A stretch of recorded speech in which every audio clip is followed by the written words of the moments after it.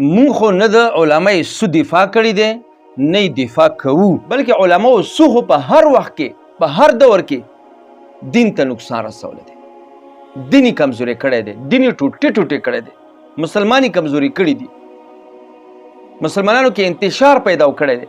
عبدالله ابن مبارک رحمه الله فرمایي چې په هر زمانه کې درې قسمه خلکو دین ته نقصان رسولی دی.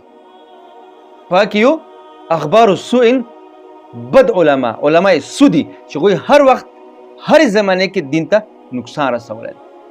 نه موږ نه د علماء سو دفاع کوو نه مو کړی دی، ها علماء حق دفاع مونږ کړی دی او په خپل ځان باندې فرض ګڼو چې علماء حق دفاع وکړو، ځکه چې علماء حق د دین ستنې دي، د دین روح دی، مسلمانانو رهنما دي، پیشوا دي، مقتدا دي، د دین پتنګان دي.